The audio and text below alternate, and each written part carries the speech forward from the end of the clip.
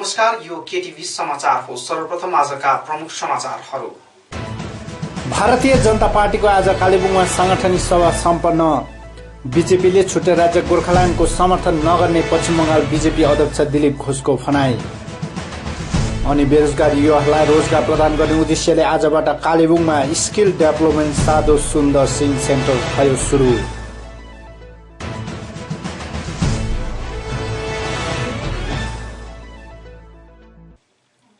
भाजपा पश्चिम बंगालका अध्यक्ष दिलीप घोषको उपस्थितिमा आज कालेबुङमा बीजेपीको सांगठनिक सभा सम्पन्न भएको छ। भाजपा पश्चिम बंगालका अध्यक्ष दिलीप घोषको उपस्थितिमा आज कालेबुङमा भाजपाको सांगठनिक सभा सम्पन्न भएको छ। आज सम्पन्न उक्त सभामा दार्जीलिङ जिल्ला अध्यक्ष मनोज देवान, बीजेपी किसान संगठनका अध्यक्ष समीर शर्मा, वासुदेव शर्मा, बीजेपी युवा मोर्चाका प्रतिनिधि सागर शर्मा आदिको विशेष उपस्थिति रहेको थियो। बीजेपीले पहाड़मा आफ्नो संगठनलाई विस्तार गर्दै अब प्रत्येक गाउँमा 10 जनाको कमिटी बनाएर केन्द्र सरकारको योजनाहरू प्रदान गर्ने भएको भाजपा पश्चिम बंगालका अध्यक्ष दिलीप घोषले बताएका छन्। हम अभी बूथ स्तर तक कमेटी बनाने का योजना बनाए हैं। पूरा प्रदेश भर में, देश में जैसे चल रहा है, बंगाल प्रदेश में भी ऐसा हो रहा है, तो मैक्सिमम बूथ तक पहुंचने का हमारा योजना है। वहां कमेटी बनाना 10-10 लोगों का और उसको एक्टिवेट करना, और उसके साथ साथ हमारे जो केंद्र सरकार की जो योजनाएं हैं उसको लोगों तक पहुंचाने का भी हमारा उद्देश्य है। उस बूथ कमेटी के माध्यम से नीचे पहुंचे। उनका एक अलग पॉलिसी है। यहाँ वो लोग टीएमसी को सपोर्ट करते हैं विधानसभा में, और पार्लियामेंट में दिल्ली में बीजेपी को सपोर्ट करते हैं। उनका एक लोकल पॉलिटिक्स का कुछ कंपल्सन है। लेकिन हम जैसे कि ऑल इंडिया पार्टी है, हर जगह हमारा संगठन बराबर हो, जमीन तक हो। चुनाव में किसके साथ कब तालमेल होगा नहीं होगा वो तो उस समय देखा जाएगा, लेकिन हम अपने संगठन के बलबूते पर लड़ना चाहते हैं और हर जगह संगठन को ताकतवर बनाना चाहते हैं। इसी दृष्टि से दार्जिलिंग पहाड़ में भी हम अपने संगठन को बढ़ाना चाहते हैं। अभी चुनाव आने दीजिए, फिर देखेंगे। हम तो अपना चुनाव लड़ेंगे। अगर तालमेल हो जाता है तो उस समय उनके साथ तालमेल करके लड़ेंगे। नहीं तो देश भर में सब जगह हर चुनाव में बीजेपी अपनी ताकत पर लड़ती है। यहाँ भी अपना चुनाव अपना लड़ेंगे। भारतीय जनता पार्टीले छुट्टै राज्य गोर्खाल्यान्डको समर्थन नगर्ने बताउँदै छुट्टै राज्यले पहाड़को समस्याको समाधान नहुने बीजेपी पश्चिम बंगालका अध्यक्ष दिलीप घोषले बताएका छन्। यसरी नै बीजेपीले छुट्टै राज्य गोर्खाल्यान्डको समर्थन नगर्ने भएको बीजेपी पश्चिम बंगालका अध्यक्ष दिलीप घोषले बताएका छन्। उनको भनाइ अनुसार राज्य गठनले पहाड़को विकास हुने छैन। बीजेपीले राज्य गठन नगरेर प्रत्येक ससाना गाउँहरूमा विकास पुर्याएर उक्त गाउँको समस्याको समाधान गर्ने बताएका छन्। अलग राज्य पर बीजेपी का एजेंडा में कोई अलग राज्य का नहीं है, इसलिए हम उसको सपोर्ट नहीं करते हैं। हम बंगाल को एक ही राज्य मानते हैं। बारंबार गोरखा जनमुक्ति मोर्चा का कहना है कि बीजेपी अलग राज्य पर ईमानदार है और केंद्रीय नेतृत्व ने आश्वासन भी दिया है, उनका कहना है। मैंने आप लोग का क्या है? हमारा एजेंडा में कोई घोषित नीति नहीं है।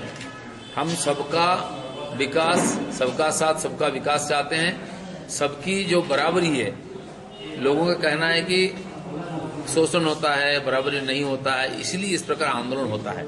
अगर सबका बराबर हक मिले, सबके साथ बराबरी का व्यवहार हो, तो अलग राज्य ये सब आंदोलन नहीं होगा।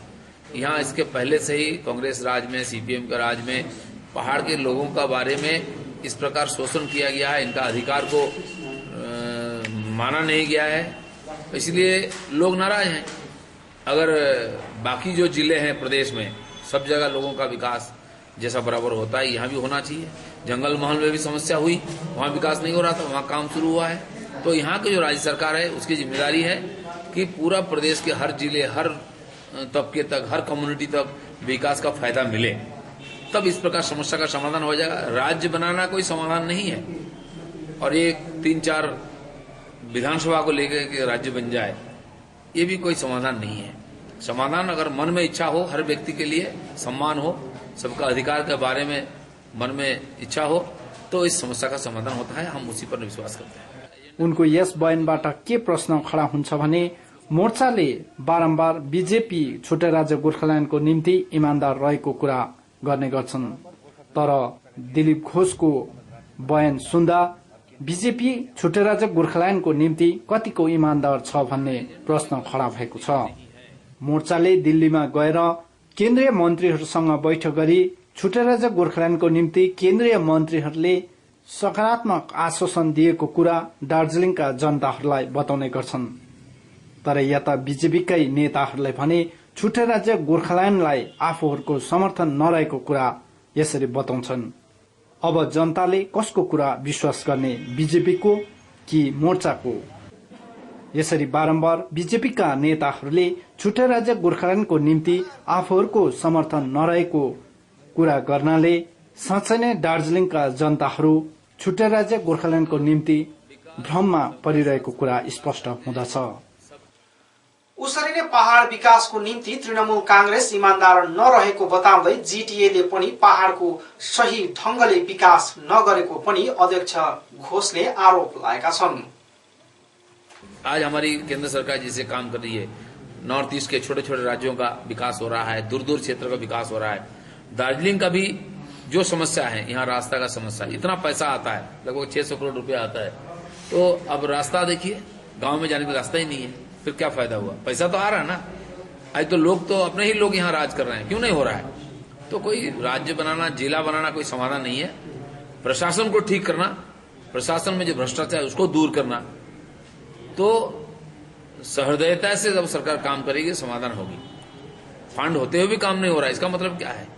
राज्य में कोई भी रहे उसको ईमानदारी से काम करना पड़ेगा। डिफरेंट मतलब ये नहीं कि हर जिला को अब प्रदेश बना दिया जाए, एक एक विधानसभा को अब प्रदेश बना दिया जाए, तो उसमें एडमिनिस्ट्रेटिव खर्चा ही तो बढ़ जाएगा अलग। जेल बनाओ, सेक्रेटेरिएट बनाओ, मंत्रिमंडल बनाओ, उसी में छोटा मतलब कितना छोटा होना चाहिए, है कि नहीं? जहां कम्युनिकेशन का प्रॉब्लम था, ये था हुआ, ये तो पहले से ब्रिटिश जमाने से दार्जिलिंग को विशेष रूप से देखा गया, ब्रिटिश भी देखा था, लेकिन अपने वामपंथी लोग आए, वो अपना ढंग से, उनकी क्या कहना है, हम नहीं जीतेंगे तो हम काम नहीं करेंगे। अब टीएमसी वही कर रही है, ये कोई तरीका है? वोट किसको भी दे सकते हैं लोग, उनका अधिकार है, लेकिन उनका हक है विकास का, सुविधा उनको मिले, हम उसको मानते हैं, इसलिए इस सुविधा को हम जरूर करेंगे और हमारे साथ है, हम यहाँ के विकास के बारे में सचेतन हैं। आपको क्या लगता है तृणमूल कांग्रेस पहाड़ विकास के लिए ईमानदार है? ईमानदार तो है ही नहीं। अगर ईमानदार होता तो यहाँ आके फूट नहीं डालते, अलग भाषा, अलग जाति का अलग अलग संगठन बना करके यहाँ की जो संगठन उसको दुर्बल कर रहे हैं, कमजोर कर रहे हैं। उनको इच्छा नहीं है कि यहाँ लोगों की सुविधा मिले, उनको विकास हो, तो अगर चाहते तो 6 साल हो गया कर देते। वो तो राजनीति करना चाहते हैं, इलेक्शन की राजनीति करना चाहती है। बीजेपी इस पर विश्वास नहीं करता है, बीजेपी विकास पर विश्वास करता है। जीटीए भी काम नहीं कर रहा है, ये मतलब आपका आरोप है? हाँ, स्टेट गवर्नमेंट भी ठीक से काम नहीं कर रही है, जीटीए भी ठीक से काम नहीं कर रही, क्योंकि फंड होते हुए विकास नहीं हो रहा है, इसका मतलब कहीं गड़बड़ है। वो देखना चाहिए कि फंड बराबर जगह पर पहुंचे, नहीं तो कितना भी फंड, तो पैसा तो फंड की बात है ना, पैसा तो आ रहा है, क्यों नहीं काम हो रहा है? तो सरकार बदल जाने से काम बदलता है ऐसा हर समय नहीं होता है। काम तो यही के लोगों को करना है, वो ठीक ठाक हो, ये सरकार का देखने का काम है। डायोसिस eastern Himalayan church of north India द्वारा कालेबुङ कारमाइकल ग्राउन्ड नजिक निर्माण गरिएको स्किल डेभलपमेन्ट साधु सुन्दर सिंह सेन्टरको आज उद्घाटन गरिएको छ। स्किल डेभलपमेन्टको निम्ति कारमाइकल ग्राउन्डमा निर्माण गरिएको रोटरी एन्ड साधु सुन्दर सिंह सेन्टरको आज उद्घाटन गरिएको छ। विशेष गरी पढेर बसेका बेरोजगार युवाहरूलाई विभिन्न प्रकारको तालिम प्रदान गर्ने उद्देश्यले डायोसिस of eastern Himalaya church of north इन्डियाले उक्त ठाउँमा केन्द्र भवन निर्माण गरिएको थियो भने केन्द्रको निर्माण पश्चात आईएलएफएस स्किल डेभलपमेन्ट कोअपरेसन अनि रोटरी क्लब कालेबुङ शाखाले बेरोजगार युवाहरूलाई रोजगार दिलाउनको निम्ति आजबाट स्किल डेभलपमेन्ट ट्रेनिङ शुरू गरेको छ। Diocese of eastern Himalaya church of north India, rotary club, विभिन्न संघ संस्था अनि ministry of skill development government of इन्डियाका प्रतिनिधिहरूको उपस्थितिमा उक्त केन्द्रको उद्घाटन गरिएको थियो। यस केन्द्रमा भारत कौशल विकास योजना अन्तर्गत विभिन्न प्रकारको तालिम जस्तै टेलरिङ, एग्रिकल्चर, आईटीआई आदिको तालिम प्रदान गरिने भएको छ।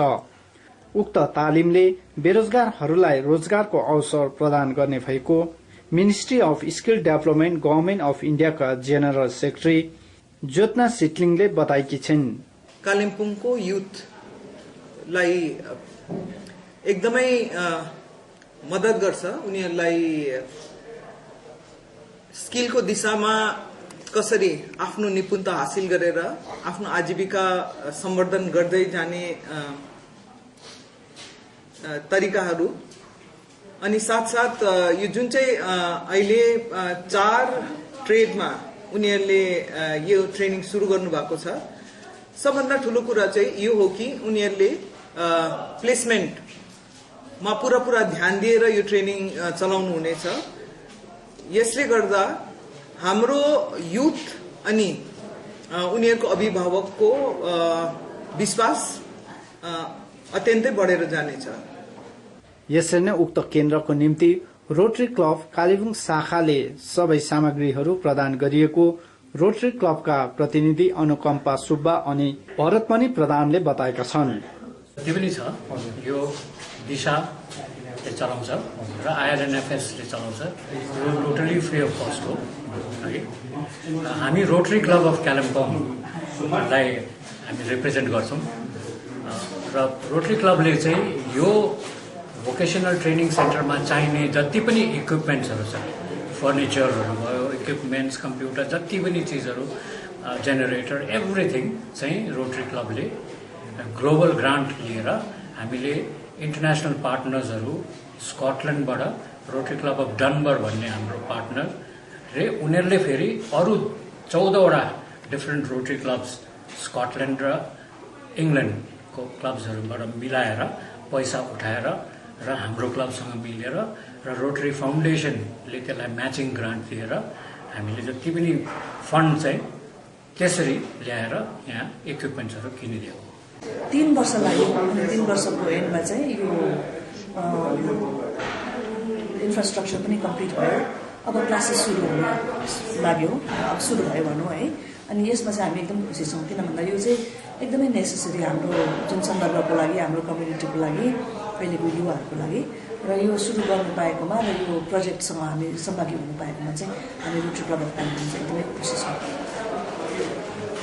यसरी नै उक्त केन्द्रमा युवाहरूलाई प्रदान गरिने तालिमबारे Paschim Bengal skill development operation head Suchand चौधरीले जानकारी गराएका छन् फिलहाल के लिए 4 sector we have chosen one is agriculture one is apparel sector number 3 is the telecom sector and 4 is construction sector and under these sectors we have chosen 5 trades 5 trade हम लिए हैं एग्रीकल्चर में 2 है dairy farmer and entrepreneur and दूसरा है quality seed grower in apparel sector we are doing self employed tailoring जो कि गांव से जो अनएम्प्लॉयड है यूथ है they can come they can learn and they can go back to their village and can start tailoring so it will be a livelihood actually livelihood making program and we have CC the customer care executive program under telecom sector these are related to BPO you know I think it's and we will be placing them in international process and we have under construction sector we have the electrician course assistant electrician so all these courses we are starting with sir ये यहाँ पर जो खत्म होने के बाद ये placement भी देगा yes we have what we have chosen these courses why because there are scope of employment also this CC electrician these courses are directly linked with employment so post completion of the course we will place them in different companies where they will be doing their jobs and you know no the courses will be running under Pradhan Mantri Kaushal Vikas Yojana so it will be the trainees don't have to pay anything they have to come they have to join there will be some entry gate assessment test based on that entry gate assessment test and the counseling will select them the trainees and accordingly they will complete their course and post completion if it is placement link they will go to their placement and if it is self employment link so they will go to their villages and start doing something at their own प्रगतिशील लेखक कलाकारसँग कालेबुङ समितिको आयोजनामा आज कालेबुङमा फरक शिविर नामक कार्यक्रम सम्पन्न भएको छ प्रगतिशील लेखक कलाकारसँग कालेबुङ क्षेत्रीय समितिको आयोजनामा आज कालेबुङ कन्या उच्चतर विद्यालय भवनमा फरक शिविर कार्यक्रम सम्पन्न भएको छ।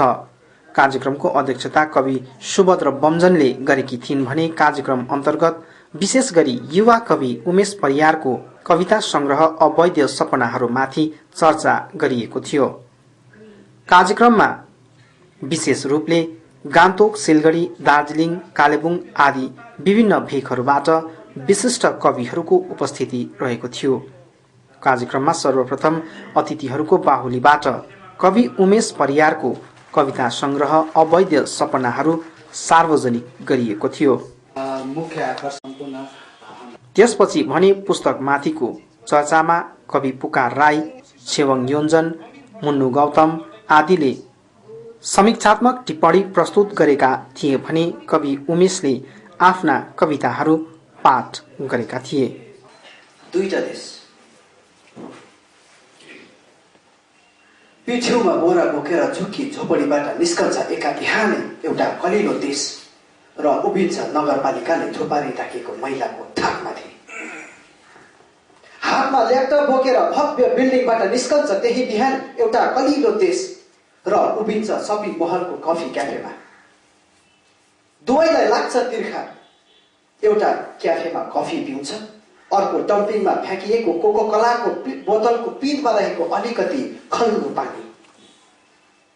दुईटा देश छ एउटै देशमा, दुईटा देश छ एउटै देशमा, जसको नाक नक्सा पनि फरक छ, जसको तिर्खा पनि फरक छ, जसको परिभाषा पनि फरक छ, भाषा पनि फरक छ।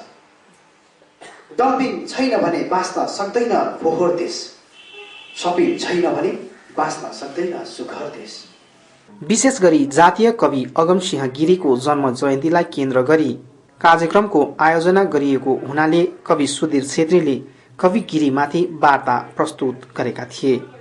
यसका साथै कविता र काफ्टमाथि बहस पनि सम्पन्न भएको थियो, जसमा मध्यस्थकर्ता कवि प्रदीप लोहागुन थिए भने बहस गर्नेहरूमा कवि दीप थापा, कवि विजय सुब्बा अनि कवि उमेश परियार रहेका थिए।